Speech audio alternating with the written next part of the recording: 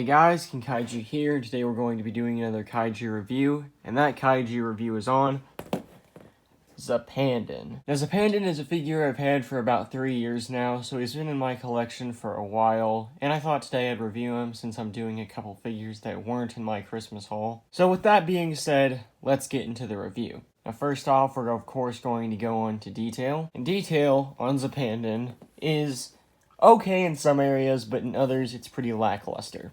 Like, from the front here, you can probably tell the biggest issue on the figure, which is the paint on the back, specifically on the tail here. The tail has little to no paint whatsoever, but the detail is good.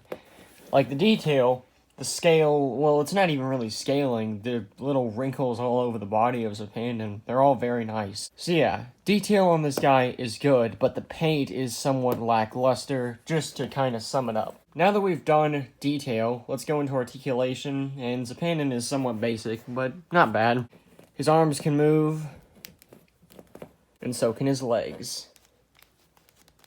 4 points of articulation, not bad. But now, let's get into sizing. So this guy is technically a Spark doll, so with the figures I'm going to compare him with, he's actually quite big. But let's get into the first of those figures.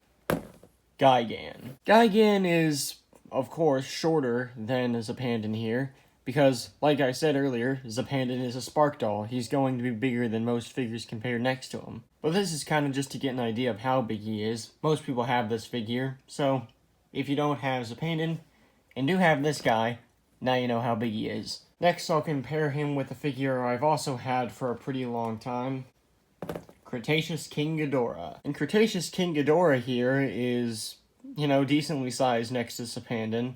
Not sure how big either monster is, so I'm not sure if this is accurate. I think since it is a Ghidorah, he might be about this height compared to Zeppandon, but that's really more on Cretaceous King Ghidorah's fault, not Zeppandon. Next, I'll compare him to another Ultra monster, and one that I reviewed pretty recently, King of Mons. And King of Mons is a pretty short figure, so it's no wonder Zeppandon is actually taller than him. But that's just more of this figure's fault than Zeppandon's, because really he should be about right here, but nope.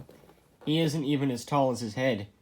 He just comes up to basically his eyes. So anyways, there's my review on Zeppandon. There's not a ton to go over with this figure. It's not bad at all. It's pretty good. The detail and paint, it's kind of iffy. I would have liked some more paint in some areas, but the detail is phenomenal. The articulation is basic, 4 points, arms and legs. It's pretty basic. Nothing really special, but okay.